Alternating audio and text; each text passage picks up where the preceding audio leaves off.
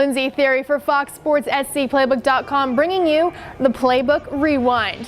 To say this has been a crazy week would be an understatement. So let's count down the top stories so you can see for yourself. At number 5, a very scary moment for USC coaches, players, and fans alike during Saturday night's game against Arizona State. In the fourth quarter, USC receiver Marqise Lee back to return a punt when he made a move up the sideline before being taken down by the Sun Devils. He laid on the field for a prolonged period of time, surrounded by teammates, before being carried off. He was then carted into the locker room and later left the stadium on crutches. That's the bad news. Good news ahead. He is day-to-day with a knee sprain. Lee is going to try to make it back for Arizona on Thursday night.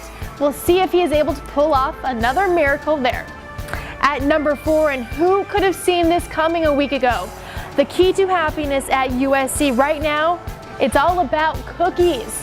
Since the firing of head coach Lane Kiffin, which we'll get to a little later on in the countdown, cookies and sweets have made their return to training table. Apparently under Coach Kiffin, no sweets, no ranch, nothing that a college kid really likes to grub on. I've always been told the key to any guy's heart is through their stomach. These guys this week driving that point home, though I still won't learn how to bake or cook. All right, coming in at number 3, Ed Orgeron has been named the interim head coach at USC since the still coming number 1 story in the countdown, firing of Kiffin.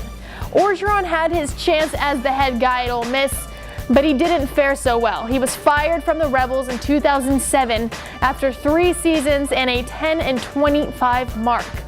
But Ed says he's learned from that experience and he's keeping his shirt on, and he is ready for his chance again, this time with the USC Trojans. He's already got the media on his side, opening practices and being forthcoming with any and all information, which if you're in the LA market, that's a great place to start. At number 2, USC didn't go into the desert as a favorite, but I don't think anyone in Vegas would have bet on a 62-41 loss by the Trojans. USC went in with a top 10 defense that was sorely exposed by the Sun Devils as they gained over 600 total yards against SC. Last season, USC gave up the most points ever, 62, to the Oregon Ducks. They tied that record, giving up 62 to the Sun Devils. And at number 1, we told you right here on Fox Sports SC Playbook first that a loss to Boston College, a loss to Utah State, or an embarrassment at ASU would lead to the firing of head coach Lane Kiffin. Sunday morning, 3:45 a.m. at LAX. Just a few hours after that embarrassment in the desert, Kiffin was unceremoniously fired by USC Athletic Director Pat Hayden. Kiffin leaves USC 28-15 overall. After leading the Trojans to a 10-2 2011 season, they started number 1 in the rankings in 2012, and you have to believe it was the 7-6 finish that did Kiffin in. After a 3-2 start this season, Hayden saying he just had a gut feeling this thing wasn't going to get turned around.